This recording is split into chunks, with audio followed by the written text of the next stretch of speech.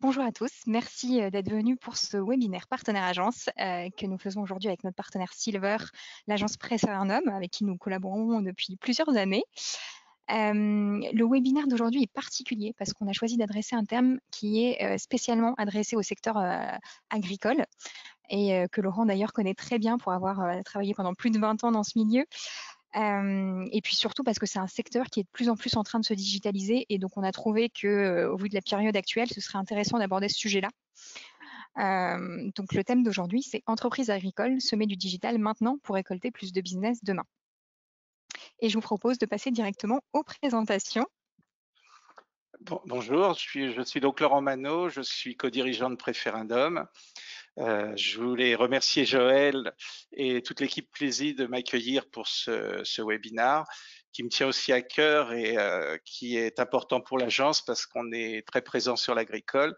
Et puis parce que quand on parle de digitalisation d'inbound marketing, notamment en B2B, on pense surtout à l'IT, aux éditeurs de logiciels, aux SaaS ou aux services, moins spontanément au secteur agricole.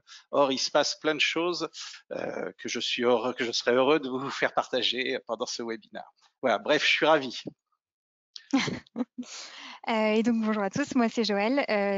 J'ai commencé il y a 3 ans chez Pledzi sur la partie commerciale et je m'occupe désormais de la partie partenaire.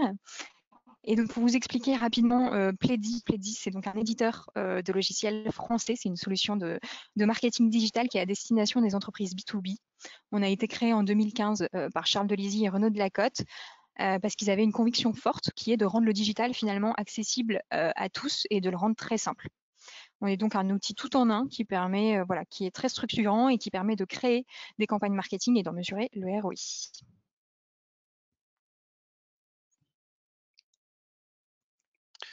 Pour Preferendum, on est une agence qui a déjà 22 ans, basée au cœur de Paris avec une dizaine de personnes cette année en particulier.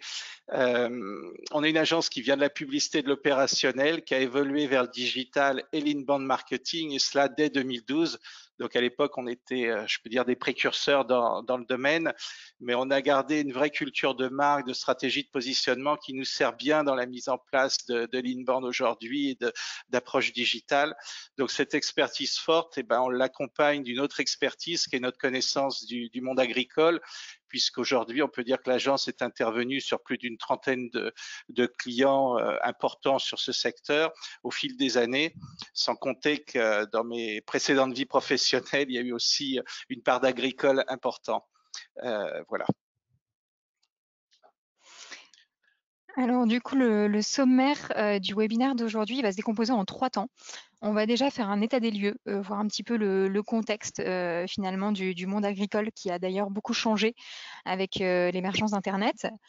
Ensuite, on va aller détailler les effets du digital sur les stratégies des acteurs agricoles en mettant en avant les 5 principaux challenges à relever sur le domaine et nos conseils pour venir bien les structurer avec des astuces à mettre en place très rapidement voilà, que ça ait un impact direct dans votre vie d'entreprise. Et puis, on va finir avec une méthodologie. Donc là, on va rentrer aussi dans le détail avec un plan d'action et des recommandations concrètes à mettre en place. Bien. Attaquons. Et c'est Voilà. Donc, en préambule, ce qui me semble important de souligner, alors c'est vrai dans le B2B, mais également dans l'agricole, c'est qu'on reste dans une dimension humaine, on parle de l'humain et que l'agriculteur reste un homme avant tout. C'est-à-dire quelqu'un qui, dans sa vie privée, a déjà pris des habitudes de consommation, de fonctionnement. Il sait aller sur Internet et l'utiliser. Il fait ses courses sur Amazon ou ses discounts d'un côté, et il utilise de plus en plus de ressources Internet pour sa vie professionnelle. C'est quelqu'un également qui réagit à des leviers émotionnels, rationnels. Alors, on parle souvent de bon sens paysan, de les pieds sur terre, etc. C'est vrai, c'est un cliché juste, mais c'est pas que ça, puisqu'on a en face de nous des interlocuteurs qui déjà depuis des années ont pris le virage du digital, parce que dans leur métier, ils bénéficient d'un nombre d'OAD, d'API, d'objets connectés. Ils utilisaient peut-être le GPS avant nous dans l'automobile. Aujourd'hui, ils utilisent des drones pour de la reconnaissance, pour faire des évaluations de diffusion, d'engrais, etc., etc. On a une émergence de sites, de start-up. Alors, bien sûr, il y a des choses qu'on connaît tous. Les plus courantes, c'est peut-être les applis météo qui pullulent. J'ai eu l'occasion d'échanger avec Piloter sa ferme, qui était à l'époque une start-up qui aidait les agriculteurs à vendre leurs récoltes au bon moment, au meilleur cours, etc., pour en tirer le meilleur. Et puis, il y a une licorne que vous connaissez tous, qui est Agriaffaires, qui s'est revendue il y a 1 an ou 2 au Bon Coin, mais qui avant cela était un site qui était dans le top 10 français, au milieu justement d'Amazon, Cdiscount, pour dire l'importance de sa fréquentation. Et un site qui a remis à plat un peu aussi, qui a dépoussiéré le monde de la petite annonce qu'on retrouvait à la fin de la France agricole, semaine après semaine. Donc, ça a permis de changer les habitudes, et l'agriculteur, il s'est imprégné de tout ça naturellement. Voilà. Donc, on peut parler d'une nouvelle donne. Et avec des comportements de clients, ils sont toujours là, les clients, même si on sait qu'ils diminuent en nombre et que les fermes, les exploitations grossissent, mais leur fonctionnement a changé. C'est-à-dire qu'en un demi-siècle, on est passé de la télé cathodique au smartphone, aux tablettes, et ça a pour conséquence qu'on vit dans le temps réel. La mobilité, elle est présente, les réseaux sociaux sont là en permanence et ça génère de l'information. En conséquence de ça, le consommateur a pris le pouvoir par rapport à avant, où c'était l'industriel qui décidait de l'information à diffuser, à qui, à quel moment, etc. Il était maître. Aujourd'hui, c'est le consommateur qui fait son marché, entre guillemets. Il s'éduque lui-même sur ses problématiques, ses préoccupations ou autres. Et ça change quand même beaucoup de choses, puisque on sait aujourd'hui, il y a des études qui sont sorties que près de 70% des décisions d'achat sont prises avant de rencontrer le vendeur. C'est-à-dire avant d'aller dans la concession ou sa coopérative, le gars, il a déjà fait un certain cheminement, il a mûri sur le sujet. Donc, globalement, c'est un homme seul, l'agriculteur, mais il est à la recherche permanente de rentabilité, de productivité. Il doit faire face à toutes sortes de contraintes légales, sociétales, politiques, etc. Donc, en conséquence, il a une grande ouverture d'esprit. Il va s'intéresser aux nouvelles pratiques agricoles, et là-dedans, les technologies se sont engouffrées, son quotidien a évolué avec tout ça. Voilà.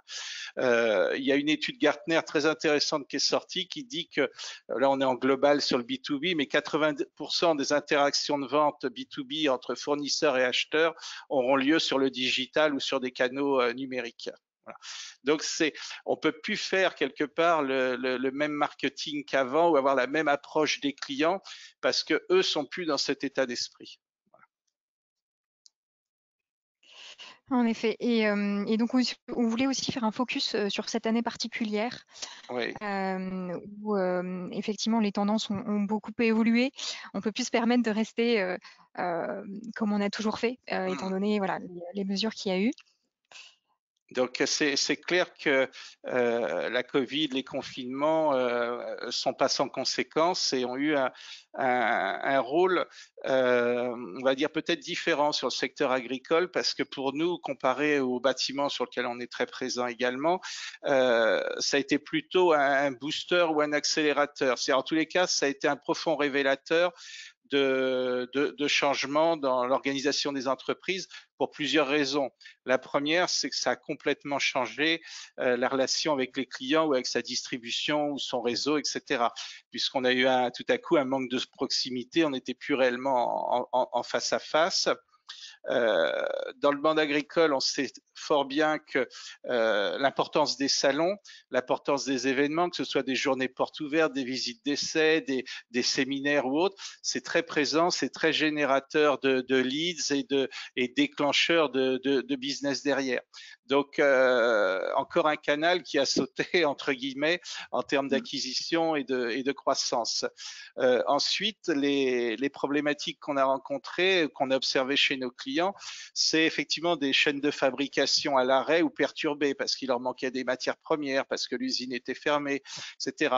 Ou des matières premières qui ont explosé. J'ai en tête le cas d'un fabricant de produits d'hygiène des bâtiments d'élevage qui m'expliquait qu'avec 300% d'augmentation du prix sur une matière première, finalement, il faudrait qu'il augmente son prix de vente de 20%, ce qui est impossible et énorme. Et déjà 10%, s'il fait 10% d'augmentation, il perd 10% de marge au niveau de la société. Donc, on a des entreprises qui ont été obligées de réagir, de s'ajuster en termes de stratégie de politique pour gérer des dimensions prix ou gérer des délais de livraison. Et avec deux comportements, c'est que dans un cas, on a des sociétés qui ont mis un peu le holà sur les budgets, sur la com, sur le marketing, en se disant soit je fais des économies parce que le chiffre est en baisse, soit je veux pas créer davantage de mécontentement parce que déjà avant j'avais 3-4 mois de délai pour livrer un télescopique, là je vais passer à 9 mois. Ça pose des soucis, ça a eu des répercussions. Et puis il y a puis il y en a d'autres aussi, effectivement, heureusement, et c'est ce qu'on a observé chez beaucoup de nouveaux clients de l'agence, c'est qu'il y en a qui ont profité de la situation pour se dire il faut que je sois prêt pour la sortie de confinement ou l'après-Covid, et ils en ont profité pour préparer l'avenir, pour suivre leur digitalisation et mettre en place des nouveaux outils de fidélisation, de conquête ou simplement relationnels. Et là, naturellement, les outils inbound et digitaux au sens large sont très pertinents. Et le dernier point la dernière observation sur le phénomène Covid, c'est le moral dans les équipes, pas simplement chez les clients, mais chez leurs distributeurs ou autres, où on a observé une forte démotivation des commerciaux, puisque encore peut-être plus dans l'agricole, on a des gens qui sont sur le terrain en permanence, en face des clients, à travailler avec. Là, se retrouver chez eux en chômage partiel ou dans des situations comme ça, c'est compliqué, sans compter que s'il n'y a pas de vente, leurs revenus sont impactés directement. Voilà. Donc, une année assez révélatrice, en fait, on va dire de nouvelles donnes à venir et de nouvelles orientations. Voilà. Oui, complètement. Donc maintenant qu'on y voit déjà plus clair sur la nécessité d'avancer et de se digitaliser, maintenant c'est de savoir comment s'y prendre. Et donc on va aller faire un focus sur les effets du digital sur la stratégie des acteurs agricoles. Il me semblait intéressant, après cette année, mais également les années passées dans le monde agricole, de partager avec vous un peu 5 chantiers qui me semblaient majeurs et qui s'inscrivent dans 3 lignes directrices. La première, c'est travailler autrement. La deuxième, c'est gagner en efficacité. Et la troisième, c'est prendre l'avantage. Donc, dans le premier axe, effectivement, on a observé un premier challenge qui est une réalité présente et pas simplement sur des petites entreprises ou des petites PME, ça touche tout le monde. C'est qu'on a un déficit important des bases de données dans l'entreprise, souvent dû d'ailleurs à une spécificité du monde agricole qui est le poids de la distribution agricole. Alors il est vrai qu'il y a des choses qui sont en train de changer avec la répartition des pouvoirs entre la vente et le conseil, mais quelque part il y a un gros manque et c'est un gros problème pour le développement des sociétés. Il y a une statistique effectivement qui est celle-ci, qui est globale au monde B2B et pas seulement à l'agricole, mais que quand même 70% des entreprises n'utilisent pas de CRM. C'est-à-dire que tout est centralisé ou vient de fichiers facturation. C'est-à-dire que je connais par exemple mes concessionnaires, mais je ne sais pas à qui ils vendent. Le fichier end user, il est inexistant. Alors on récupère des listes de commerciaux, des éléments ci et là, pas forcément à jour, mais c'est un peu complexe à travailler. Et un des premiers clients qui nous a rejoint pendant le confinement, c'est Merlot, une entreprise de machinisme agricole italienne avec une grosse filiale française, puisqu'elle pèse quand même pas loin de 100 millions d'euros avec une activité agricole et bâtiment. Mais la direction marketing a émis effectivement des objectifs et des challenges avec l'utilisation d'un CRM demain, c'est de pouvoir simplement différencier ces différents profils d'interlocuteurs. dirigeants commerciaux, techniciens, SAV, etc., machinistes, enfin, utilisateurs. Quel type d'utilisateurs, d'agriculteurs on a? Est-ce que c'est des viticulteurs, des gens qui sont dans le forestier, les espaces verts, ou des polyculteurs, par exemple? Voilà. Bref, un gros travail de segmentation de clientèle, de différenciation et de connaissances à rapprocher avec des éléments pour les commerciaux, la force de vente, des éléments financiers, de chiffre d'affaires, d'encours, etc. On peut imaginer tout ce qu'on veut dans un CRM, mais là, en l'occurrence, on avait quelques guidelines assez précises. Donc, cet aspect base de données, il est important. CRM encore un petit peu plus. Pour moi, il y a une petite variante entre les deux en termes de notions. Aujourd'hui, on a des gens qui vendent des bases de données et le réflexe dans l'agricole, c'est effectivement de louer, je ne vais pas citer les noms, auprès de groupes médias ou autres, des fichiers d'adresses pour faire des vagues d'emailing parce qu'elles n'ont pas leur fichier pour travailler. Donc, elles font du push comme ça. Mais il faut savoir que sur des adresses physiques, les bases sont relativement opérationnelles. Dès qu'on passe en digital ou en emailing, on se rend compte que le nombre d'adresses optimes disponibles est misérable la plupart du temps par rapport au nombre d'adresses physiques. Donc ça fait poser question et c'est quelque chose qui pousse les entreprises à réagir par rapport à la nouvelle organisation de la distribution et pour être opérationnel demain. Non pas pour bypasser la distribution ou les concurrencer, mais simplement pour pouvoir gérer une relation avec les utilisateurs. Donc on vous propose, pour avoir un peu une vision aussi d'où est-ce que vous en êtes, de lancer un premier sondage pour savoir quels outils finalement vous utilisez. Donc aujourd'hui, est-ce que vous utilisez un CRM ou une solution de marketing? Voilà, automation, vous pouvez sélectionner si vous en avez 2, si vous utilisez un CRM, si vous utilisez une solution de marketing. Ah, je suis curieux là. Va-t-on avoir les 70%? Exactement. Qu'est-ce qui, on lance encore 1 ou 2 secondes et puis après on bloque le sondage. Allez, c'est bon. On arrête. Hop. Est-ce que la réponse va Je vais remettre. s'afficher? Non? Alors, il y a une grosse, vous avez tous bien voté. Globalement, je vais vous partager les résultats. Voilà. Donc oui, j'ai les 2. J'utilise un CRM et non, car je ne connais pas bien ces outils. Donc on a à peu près un tiers Un tiers de chaque. un tiers qui a ou CRM ou automation. Donc on peut penser que c'est automation qui peut faire des défauts. Voilà. Exactement. Et Ok. alors tant mieux parce que c'est le thème aujourd'hui, Ça de vous voir arrange justement bien, l'impact. ça. J'ai plaisir. Donc Ok. bah, justement, en termes de réponse sur ce premier challenge sur les outils, voilà un peu ce qui ressort sur la partie agricole. Je te laisse en parler, Laurent. Ouais, j'ai toujours le résultat du sondage à l'écran. Il faut peut-être que tu Alors, rebascules. tac. OK, c'est bon? Voilà, c'est bon. Il faut que tu changes de slide. Voilà, exactement. Donc, l'idée derrière ce déficit, c'est de choisir des bons outils. Cette notion, elle est importante parce qu'il ne suffit pas d'avoir un outil. Ça peut être compliqué si on a des outils exotiques, notamment quand on veut lier CRM et outils de marketing automation. Donc, nous, ce qu'on voit le plus chez nos clients dans l'agricole, ce qui remonte, c'est des CRM qui sont bien établis sur le marché, comme Pipedrive et Zoho, ou des CRM qui sont peut-être un peu plus costauds, en tous les cas un peu plus lourds à implémenter et aussi du coup un peu plus coûteux, qui sont des solutions de Microsoft, C4sys et SAP et Salesforce qui est très répandu sur le marché. Voilà. Et qui sont des CRM qu'on va pouvoir connecter assez facilement à un outil comme Plaisy pour pouvoir en exploiter toutes les données. Ce qui est important avec un CRM et un outil de marketing automation, c'est de pouvoir gérer les flux montants et descendants. C'est-à-dire de pouvoir mener des actions marketing qui vont venir enrichir la base de données, le CRM, et pouvoir extraire du CRM des listes ou autres pour mener des actions marketing. Voilà.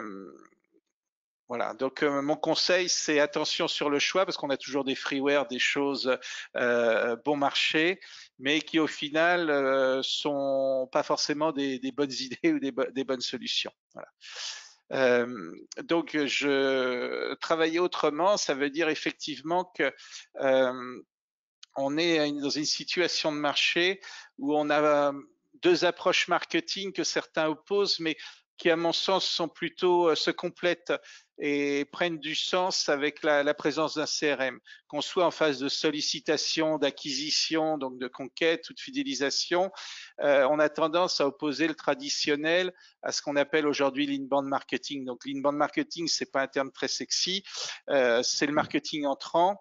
Et moi, j'ai plutôt l'habitude de décrire ça avec une analogie simple et qui marche généralement bien dans le milieu agricole.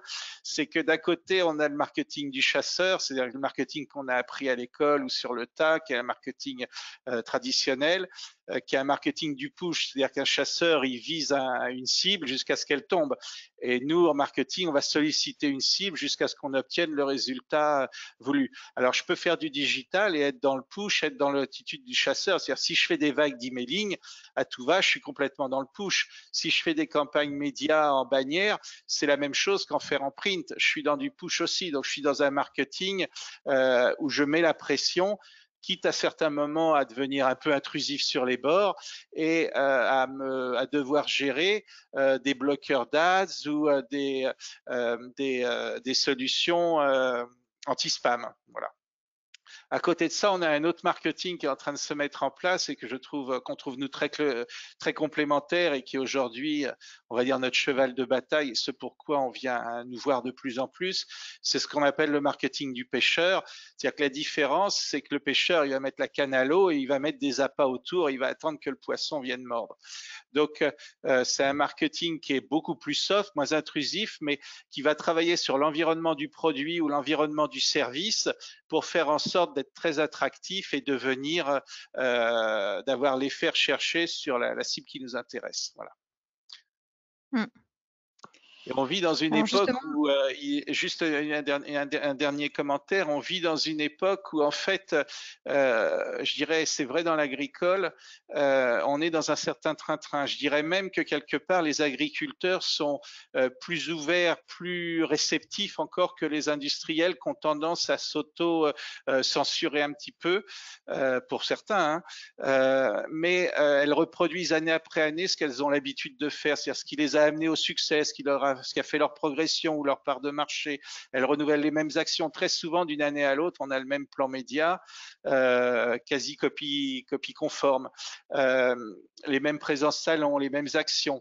Avec l'aspect digital, il se passe effectivement d'autres choses, mais on est dans une logique où nous, on va se positionner plutôt à dire à un client le contraire de on ne change pas une équipe qui gagne. C'est-à-dire qu'au contraire, c'est le moment de changer, de tester de nouvelles voies et de nouvelles choses pour prendre l'avantage. Voilà. Il se passe plein de choses dans le digital qu'on va aborder un petit peu plus loin. exactement. Et donc le deuxième challenge, on a vu que voilà, un premier enjeu, c'était de bien s'outiller pour bien structurer les choses. Le deuxième challenge, c'est de savoir aussi à qui on s'adresse et bien comprendre du coup ses cibles et leur parcours. Ouais. C'est un élément essentiel, c'est qu'en marketing, on parle de buyer persona.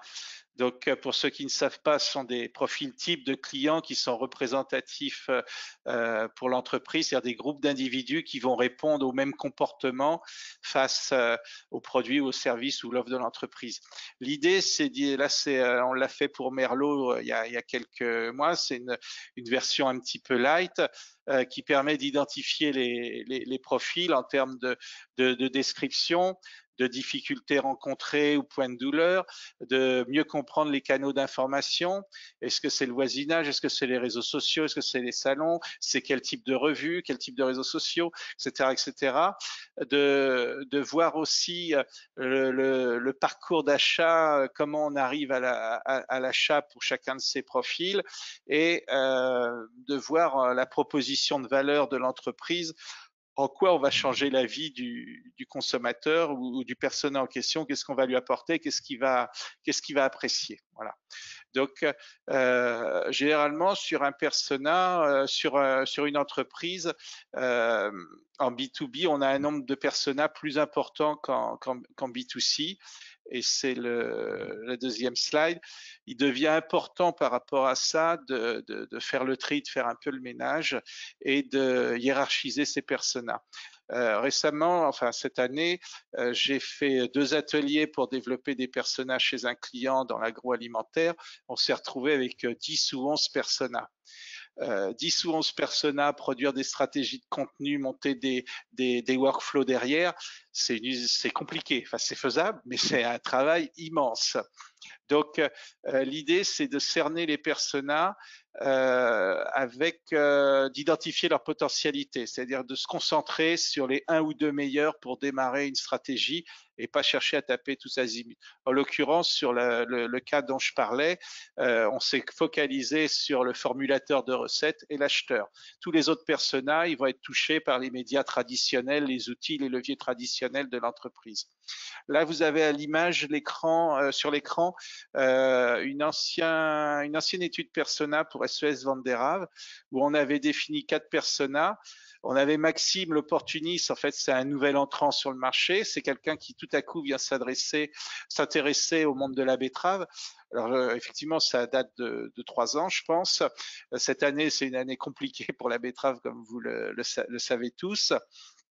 Mais à l'époque, on avait un profil émergent et nouveau et intéressant, voire stratégique pour l'entreprise, parce que c'est peut-être les planteurs de demain, plus jeunes et nouveaux, mais qui ont peu de connaissances, qui n'ont pas d'équipement pour cette culture, donc ils sont très demandeurs d'infos. À côté, on avait Marc l'expert, c'est un gars qui sait tout sur la betterave parce qu'il est dedans depuis toujours et puis il s'y est intéressé. Jacques, lui, c'est plutôt un businessman, c'est quelqu'un qui rachète des exploitations, qui agrandit, qui est toujours en croissance et dans une logique très, très productive. Et Georges, qu'on a appelé le mouton, c'est un suiveur, c'est quelqu'un qui va suivre à la lettre les conseils du technicien et qui ne va pas s'en écarter. On a considéré que les 2 personnages à travailler étaient les 2 premiers parce que le troisième, il va être géré plutôt en one-to-one et sur un aspect relationnel, et le dernier, on va le laisser à la distribution.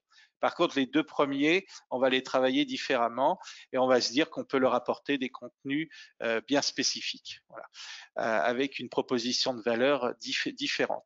Ce qui est intéressant, ce que j'ai pas dit en amont sur les personas, c'est que c'est un travail qu'on fait d'abord avec les équipes marketing et vente sous forme d'ateliers, qu'on étoffe avec des interviews clients, donc des aspects un peu plus quali, et on va pas s'arrêter en fait au seul brief du marketing. Alors il n'y a pas de problème avec les gens du marketing, soyons clairs, mais en fait il y a une notion qui est importante quand on fait les personas, c'est quelque part on a l'image qu'on pense savoir. On dit souvent ça, on a l'image qu'on pense savoir, ça c'est la vision par exemple du marketeur. On a l'objectif, c'est l'image qu'on voudrait avoir, et puis il y a la mesure, il y a ce qui ressort de l'étude, c'est l'image qu'on a. Et la vision du personnel peut être en fait assez erronée. Donc c'est important de pouvoir marier à la fois marketing, commerciaux, gens de terrain, voire hotline ou SAV, voire pièces détachées dans le machinisme, et de pouvoir aller en contact direct après avec les clients. Enfin, la finalité d'un travail sur les personas, qui est quand même quelque chose un préambule important, mais qui demande un vrai travail, c'est de toucher la bonne personne au bon moment et avec le bon contenu, du coup, selon sa position dans le parcours d'achat. Voilà. Exactement. Et une fois que les personas ont été posés, ce qui est intéressant aussi, c'est de se concentrer sur les alignements des équipes, finalement, la manière de fonctionner en interne, Ouais. pour que tous ces nouveaux outils, cette compréhension de la cible soit bien, mise en place partout. Mm. Et donc il y a cet enjeu d'alignement. Oui, l'alignement, il est fondamental parce que très souvent, on se rend compte que l'inbound, comme je l'ai écrit, est un peu perçu comme la dernière lubie du marketing ou la dernière folie du Mmh. marketing. Et en fait, on se rend compte que sans pour autant que ce soit une guerre de chiens et chats dans l'entreprise, il y a des chapelles, il y a des divisions, il y a des pouvoirs, il y a des choses plus ou moins complexes à gérer qui varient d'une entreprise à l'autre et les vrais enjeux sont pas toujours perçus ou partagés de la même manière. Et on a une vision du travail des autres qui est pas forcément la réalité. Donc très souvent on démarre des réunions et on demande à chacune des équipes, par exemple, de dire ce qu'elle pense de l'autre. Donc là, il y a quelques verbatims qui sont un peu comment dire, provocatrices naturellement pour l'exercice d'aujourd'hui, mais ça devrait vous faire sourire et vous rappeler ou vous faire penser à certaines choses. Euh, le vrai enjeu dans l'entreprise, c'est maîtriser le tunnel de vente quelque part, autant pour l'équipe marketing que communication. Donc ça, c'est un enjeu majeur. Et quand on décortique un tunnel de vente, on se rend compte qu'on a les visiteurs, c'est-à-dire le trafic arrivant. Une partie de ce trafic va être transformée en leads, c'est-à-dire qu'on va les identifier, on va les travailler sur le plan marketing pour enrichir leurs connaissances,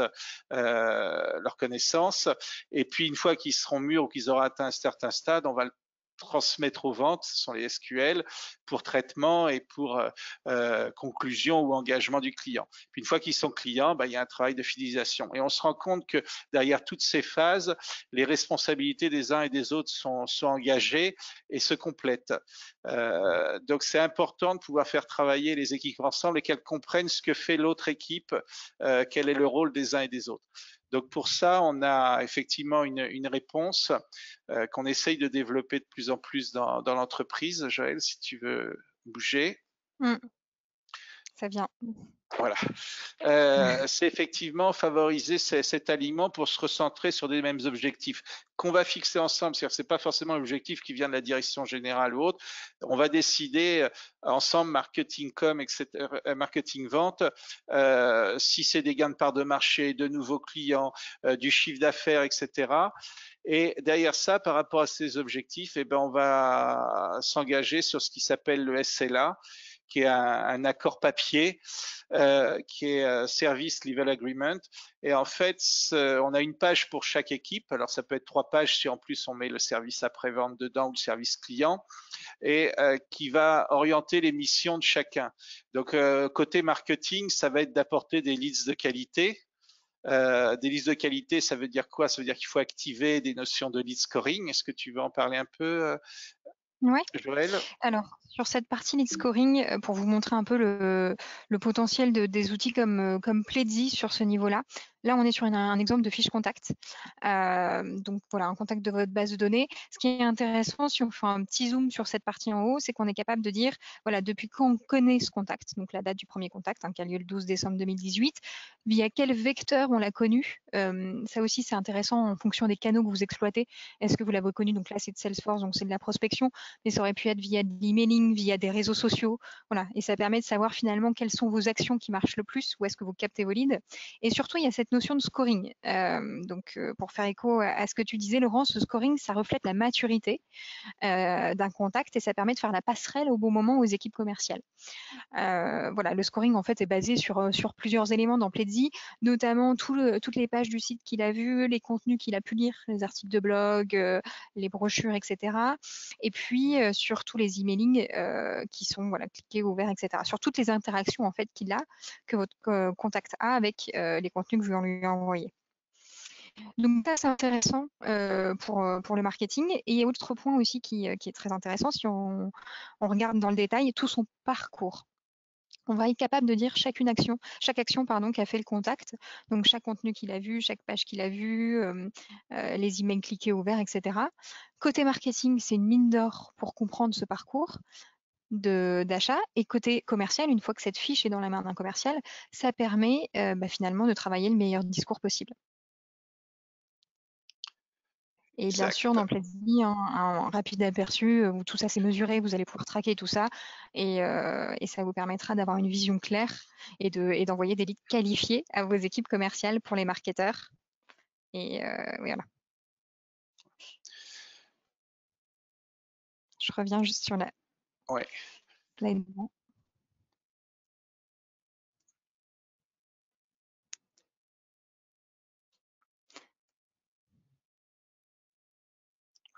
Donc, côté marketing, on était sur apporter des listes de qualité, mais en quantité suffisante pour atteindre les objectifs. C'est-à-dire que si on fait, décortique un tunnel de vente, on va savoir, on va avoir des pourcentages, on va avoir une idée du volume de trafic à générer, de leads à donner pour remplir les objectifs, des leads qui soient qualifiés, renseignés. Donc, ça veut dire que derrière, concrètement, le marketing va se dire, moi, je dois générer, j'ai n'importe quoi, 50 prospects chauds tous les mois, ou 150 ou 20, peu importe, je sais pas, selon le sujet.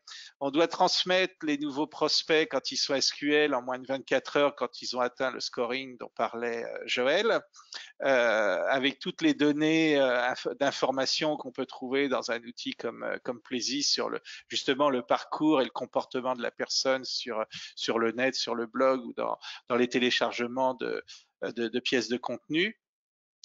Créer des notifications spécifiques pour alerter les commerciaux sur des comportements chauds, par exemple quelqu'un qui revient sur une page tarif ou qui télécharge un catalogue ou autre, selon ses actions, quelqu'un qui a atteint tel score, tout de suite, il va être dans la journée informé.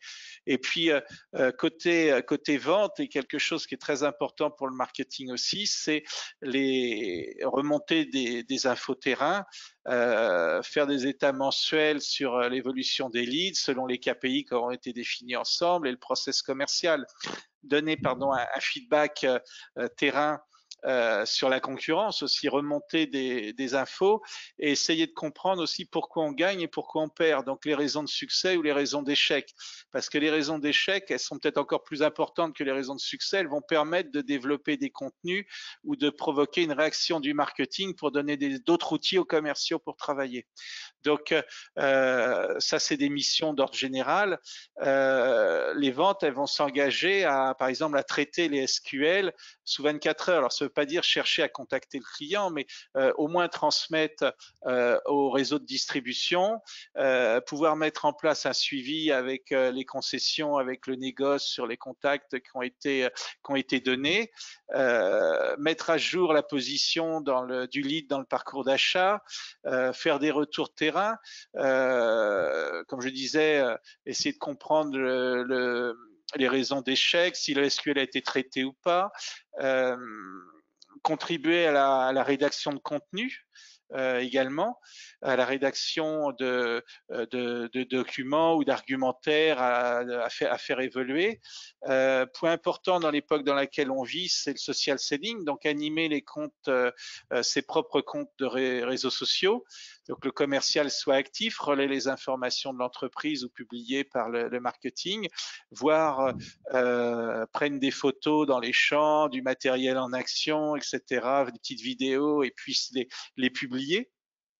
Donc c'est ce type d'engagement, on pourra en trouver plein d'autres, rentrer dans la base les contacts salons, journées portes ouvertes, mettre à jour le CRM, ça a été le gros job dans les entreprises pendant le confinement, c'est-à-dire que pour occuper les commerciaux, il y a beaucoup d'entreprises de service marketing qui ont demandé aux équipes de faire un travail particulier sur les bases de données, sur le CRM. Voilà. Le 4e challenge, je l'ai plutôt tourné sur la partie, du coup, des contenus, qui sont trop souvent tournés produits. C'est aussi, voilà, quelque chose qu'on remarque très souvent.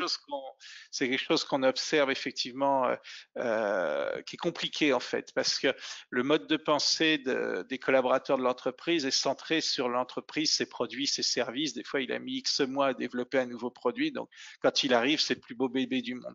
Donc, on a vite tendance à être un peu égocentrique, c'est le meilleur, etc., etc. C'est un peu moi je, et on tombe dans du discours un peu nombrilique. Or, aujourd'hui, ce discours-là, il correspond en fait à la pointe de l'entonnoir, c'est-à-dire quand on est à la dernière étape du tunnel, à l'étape d'engagement, de conversion. Mais les étapes précédentes, c'est-à-dire celles d'attraction, de considération, qu'est-ce qu'on va servir, qu'est-ce qu'on va raconter. Donc, le mot d'ordre, je dirais, c'est de faire du contenu pour vos clients et non pour vous. effectivement, à l'écran, là, on retrouve les étapes. Alors, on sait qu'il y a des leviers, il y a des outils qui marchent mieux à certaines étapes plus que d'autres. Vous pouvez les voir. Je me suis amusé, c'est pas un cas client, mais à titre d'exemple, dans la phase de curiosité, c'est-à-dire la phase d'attraction, c'est par exemple un article de blog, ça s'adresse plutôt au monde de l'élevage, comment réduire la mortalité des jeunes veaux à la naissance. Derrière, sur la phase de considération, le temps 2, on a identifié une problématique, on va le faire mûrir sur la problématique, on va lui donner des billes, on va lui donner des clés pour qu'il avance dans son raisonnement.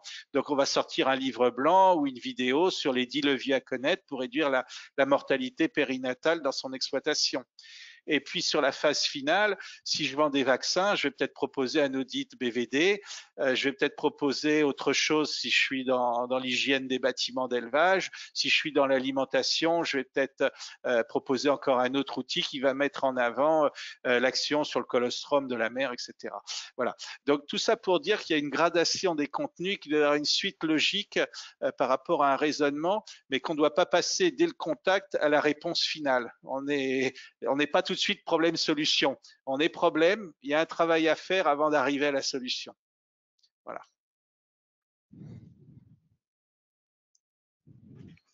Oui. Alors, du coup, la réponse à ce challenge-là, ça va être de travailler sur la qualité du contenu exactement comme tu le présentais, Laurent. Oui. C'est que, en fait, ce qu'il faut comprendre, c'est que bon, les entreprises et vous tous au marketing, vous avez perçu l'intérêt des contenus, et on se retrouve avec une profusion de contenus, une multiplication, une surenchère des contenus, qui fait que c'est vraiment la qualité qui va faire la différence et non la quantité de contenu. Le contenu doit être engageant, il doit correspondre à des préoccupations ou des centres d'intérêt de vos personas, et à ce titre-là, il est roi. C'est-à-dire qu'on dit que la marque, elle devient média avec des contenus importants, mais pour que ça fonctionne, il faut que ce soit fait d'une certaine manière. J'ai deux exemples. L'un des premiers qu'on a eu dans le domaine de l'inbound marketing, c'est un client qui nous faisait faire une campagne digitale classique, campagne bannière sur quelques revues, mais son mode de fonctionnement, son objectif à lui, c'était du téléchargement de plaquettes produits. On s'est retrouvé au bout de 2 mois avec à peine une quarantaine de plaquettes téléchargées par rapport à l'investissement média, c'était quand même un peu moyen. Et on a expliqué le fonctionnement de l'inbound et on s'est mis à travailler sur un livre blanc sur l'environnement du produit, sur un aspect du produit. Naturellement, dans le livre blanc, le dernier tiers du livre blanc faisait l'apologie de la matière active en question et du produit en question. Mais avant, il y avait tout un acheminement et la porte d'entrée n'était pas la même entre les deux. Et la différence, c'est qu'effectivement, on a eu plus de 240 téléchargements en très peu de jours. Donc, tout ça pour dire que le contenu est vraiment clé. C'est pas du contenu pour du contenu, c'est du contenu qui soit déclencheur. Et j'ai un dernier exemple. En ce moment, on travaille sur un gros site agricole qui a lancé un blog l'année dernière. Alors, je vais pas me faire tout à fait des amis chez mes amis des médias. C'est que quelque part, ils ont fait 125 articles de blog l'année dernière. C'est énorme, 125 articles. C'est quand même 10 articles, plus de 10 articles par mois. Donc, c'est pas rien à produire, à sortir. Pour 70 inscriptions au final, ce qui est très peu par rapport à la population agricole et à leur audience.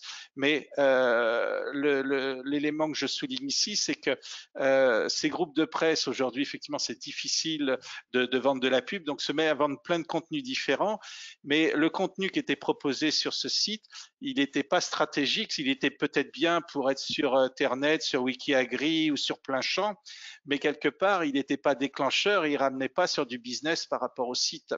Donc il y avait un vrai souci et c'est important d'avoir ça à l'esprit. Après, on a des contenus qui sont importants sur aujourd'hui les réseaux sociaux, sur YouTube et Facebook en particulier. Il n'y a qu'à voir les résultats de l'étude Agrimédia. C'est des sites qui sont devenus incontournables. On a des influenceurs très forts qui représentent des milliers de vues. Donc, c'est dommage de passer à côté. On sait que l'expérience client, elle est fondamentale partout aujourd'hui. Mais je ne parle pas d'expérience client de navigation sur un site internet. Je parle de l'expérimentation l'utilisation d'un produit, d'une solution. Avant, c'était le vécu avec le voisinage, avec la famille, le tonton, le cousin, l'oncle qui avait fait telle et telle chose dans son champ ou telle pratique. Aujourd'hui, on a le net qui est venu se greffer là-dessus, les forums, etc. Et il faut absolument intégrer ça dans la stratégie et dans les contenus afin de proposer des contenus appropriés à chaque canal aussi. Très bavard.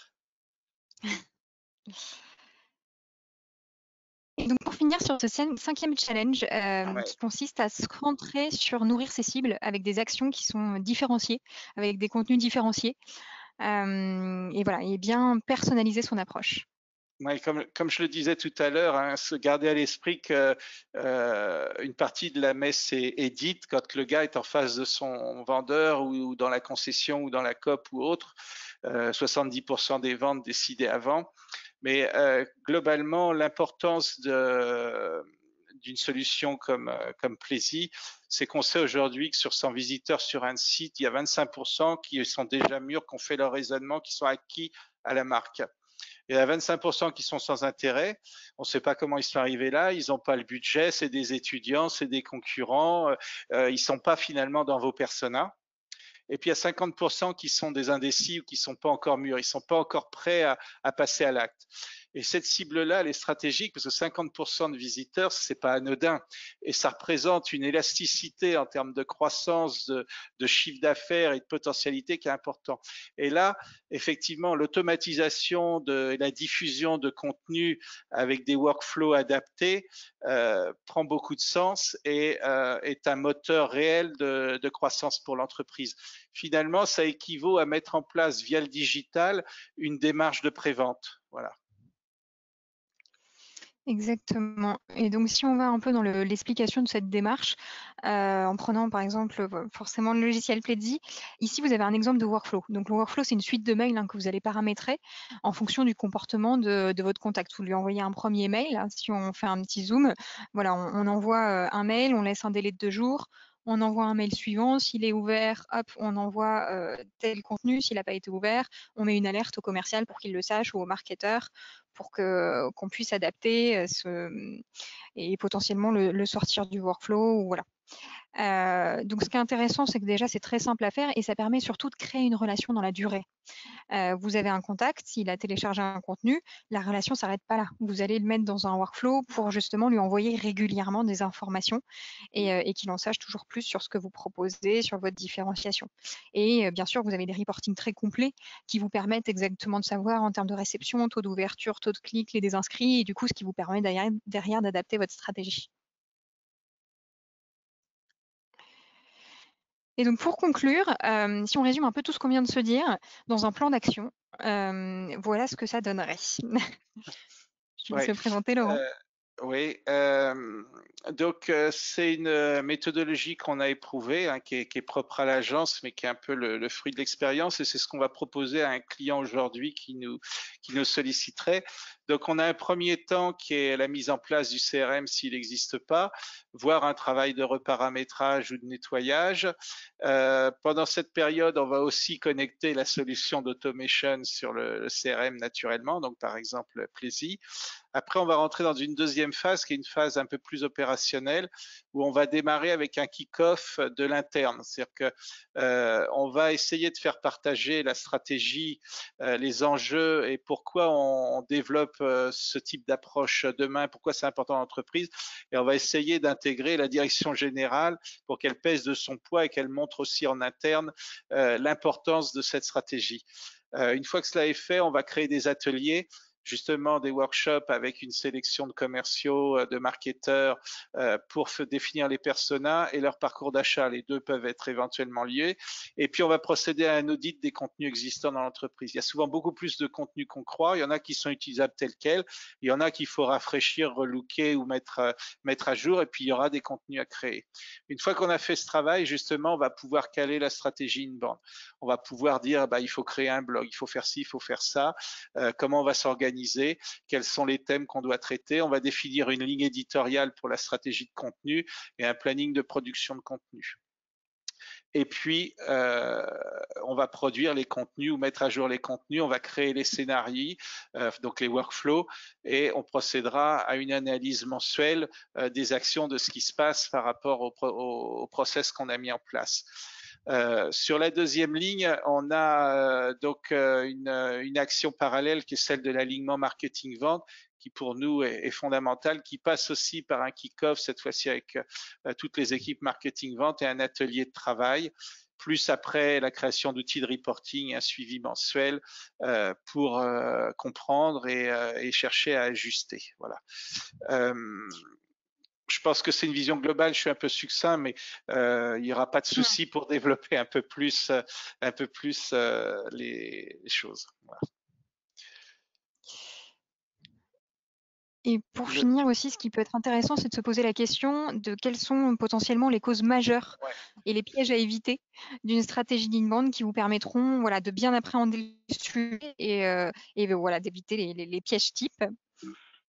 Donc en premier axe. Si en 2012, ça faisait un peu froncer les sourcils quand on parlait d'inbound, aujourd'hui, on connaît une réceptivité plus forte, mais on voit aussi des échecs. Et ces échecs, pour moi, ils sont liés à trois raisons principales. La première, c'est des mauvais choix technologiques. C'est-à-dire que j'ai pris des outils justement un peu trop exotiques, compliqués à déployer, à connecter les uns entre les autres, ou au contraire, j'ai cherché à multiplier trop d'outils pour faire en sorte que ce soit très opérationnel. Donc ça, c'est un vrai souci qu'on observe de temps à autre.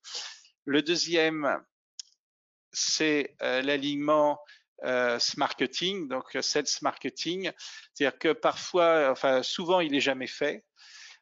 Parfois, quand il est fait, derrière, il n'y a pas de suivi. C'est-à-dire qu'on a fait la réunion, on a fait mais c'est un peu une lettre d'intention, c'est pas un engagement, et puis on n'a pas le travail qu'il faudrait mettre en place derrière pour s'assurer le succès de la démarche inbound.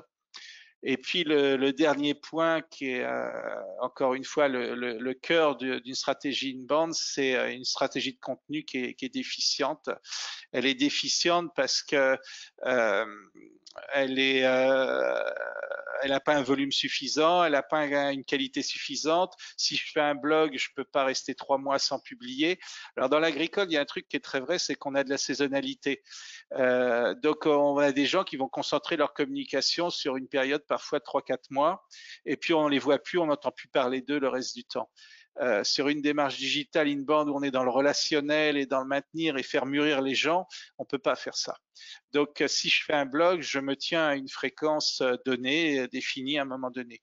Ne pas respecter les phases du parcours d'achat, c'est-à-dire que je vais avoir des contenus uniquement sur une phase et pas sur toutes les étapes du parcours d'achat. Bon, le blog, j'en ai parlé. Aujourd'hui, faire de l'inbound sans blog, ça a un non-sens. Il ne faut pas confondre blog et newsletter. Et il y a beaucoup de gens qui, dans le blog, mettent les actus de la société, les nouveautés produits. Bref, sont sur un discours, encore une fois, un peu orienté sur l'industriel. Alors que là, il faut rentrer par des problématiques de clients pour être apporteur de solutions et les éclairer.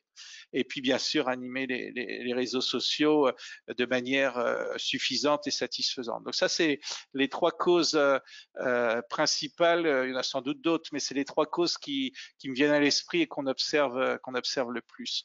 Donc pour finir, juste sur les stratégies de contenu, j'aimerais terminer sur un petit film que j'utilise souvent, qui à mon sens fait bien passer l'importance du contenu et de bien réfléchir au message qu'on veut donner, qu'on veut faire passer. Si tu veux bien lancer le film, Joël, il est très court. Hein. Ah bon, alors ça va peut-être être... Ça y est, c'est bon, il est parti là. Il est un peu saccadé, mais il est parti. On va comprendre le sens et l'importance du contenu.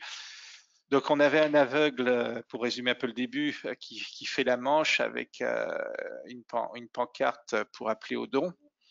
C'est son call to action en fait.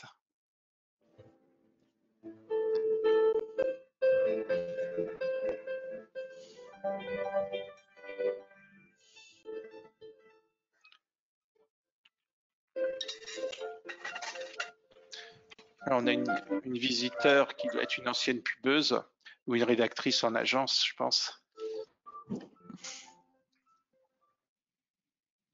What did you do to my sign? I wrote a saying, but in different words. Thanks, love. Bon, on a vraiment des problèmes d'affichage. Bon, simplement, le passant a réécrit le message de la pancarte de don, je crois en disant c'est une belle journée, mais je pourrais pas la voir. Voilà. Et tout à coup, il y a eu plein de dons spontanés.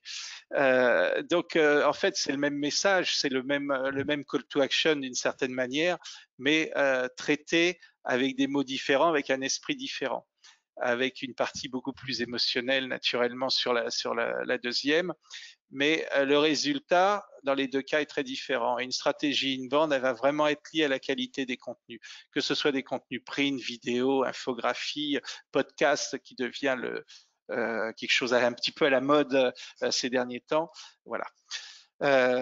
J'ai été beaucoup plus bavard que prévu, je m'en excuse. On va peut-être passer aux questions très vite. Ouais, n'hésitez pas à nous poser des questions si vous en avez. Effectivement, j'imagine que voilà, c'est aussi l'heure du déjeuner, donc beaucoup de personnes. Voilà. Bon, en tout cas, n'hésitez pas, on est ouvert à toutes les questions. Ou alors, ce qu'on vous propose, voilà, c'est de revenir vers nous après coup si vous en avez, par mail, voilà, si des questions vous viennent. En tout cas, on espère que ce webinaire vous a plu. Et puis, on vous remercie en tout cas d'y avoir participé. Merci beaucoup.